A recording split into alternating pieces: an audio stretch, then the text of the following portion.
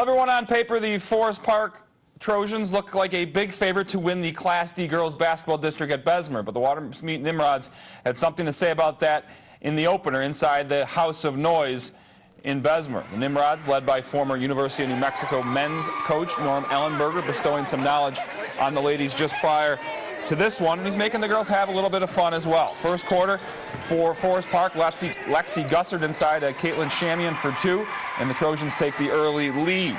The Nimrods would respond. Lauren Reiske to Franny Zielinski, over to Gertie McGeeshik, and her triple gives Watersmeet a 3-2 advantage early. Later in the first, Shamian's going to return the favor to Gussert, and she's going to knock down the three, and it's a 5-3 Trojan lead. Forest Park led 8-3 after one quarter. To the second, Audrey Scholander to freshman Adele Isaacson. Isaacson had two big buckets in this quarter, 12-5 Forest Park to this point. Then the Zielinskis, Franny and Mariah, get the ball to McGeeshik for another triple as she knocks down the shot from the outside. Forest Park, though, the advantage 18-9 at the half. But Watersmeet rallied to take a lead in the third quarter. The Nimrods led by one with 11 seconds to go, but Gussard hit a basket with less than 2 seconds remaining, and they survive a big scare, 35-34 over Watersmeet. They'll play Wednesday versus Ontonagon. Meanwhile, in Class C at Ironwood, the Red Devils hosting Lance. First quarter action for Ironwood. Jay Janunzio inbounds for Jessica Gehring, over to Danielle McCullough for the hoop. That ties the score at 5 apiece. Perimeter passing key here for the Purple Hornets, and that leads to a triple for Claire Fetty. That puts Lance in front once again. Later to the end of the quarter, McCullough is going to find Janunzio for her three-pointer, and it's going to go in off the window. I hope she called it. Brings Ironwood within 3. It's 11-8. But the second quarter belonged to the visitors. Kelsey Ross is going to find Kirsty Larson, and she's going to knock down the shot to give Lance a 16-8 advantage. And a little bit later, you'll see Autumn Swanson driving and scoring next. Ironwood went on at least a 15-0 run and pulled away for a 69-20 win. The Purple Hornets will host Lance on Wednesday night. Lots of scores to get to on the playoff side of things. On the other side of that district, in Ironwood, it was Bessemer 70-13 over Wake-Marenisco. The Speed Girls will take on Ewan Trout Creek Wednesday in the other semifinal in that district. We'll skip over to Class B quickly as Gladstone took out Kingsford 63-37. So it's going to be Gladstone Escanaba Wednesday, the Sioux at Menominee in that other district final.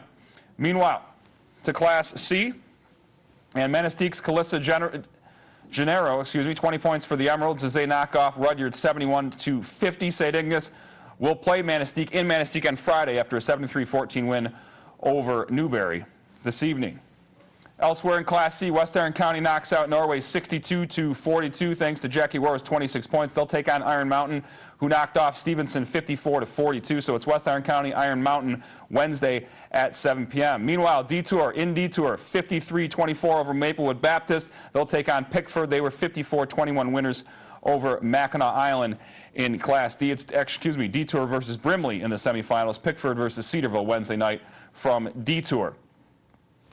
Staying in Class D, Grand Marais not enough against Big Bay Knox, 64-40. Superior Central just gets by Engadines, 46-43. So in Munising on Wednesday, it'll be Big Bay versus Munising. Superior Central versus Rapid River, again Wednesday night from Munising.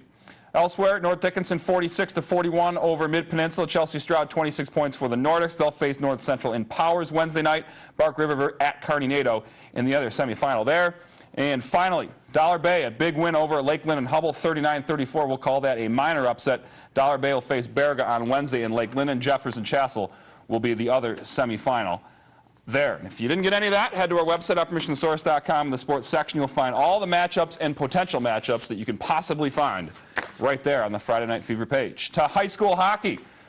Playoff action. Escanaba visiting Nagani. No score in the second period. Ben Lasecki through center ice rips the shot that Austin Rice can't find, and Lasecki makes him pay for it on his own rebound as he buries it. 1-0 Eskimos. Later in the period, Ryan Lamarche with some nifty moves here, but Rice sticks out the left pad at the last minute and says, "No, you don't, sir." Stays 1-0 Escanaba after 2 periods of play. In the third, quickly off the draw, Jacob Easton's going to jump on the rebound and do something there. I think he's excited for hunting season next fall. It's 2-0 Eskimos. Then on the power play, John Lemire to Cody Cousineau for the shot.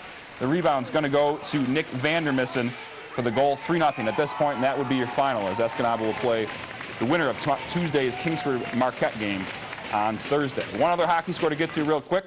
Hancock 7-1 over Jeffers. They'll play Houghton Thursday at the SDC rink in Houghton.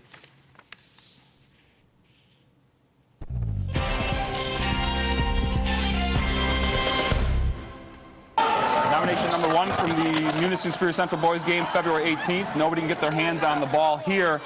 And eventually it's going to get to Munising's Andrew Kelto, and he's going to give the old behind-the-back pass to Kenya Owis as he gets the ball in. Munising won 57-39. Nomination number 2, a dunk here from senior Jordan LaPlante.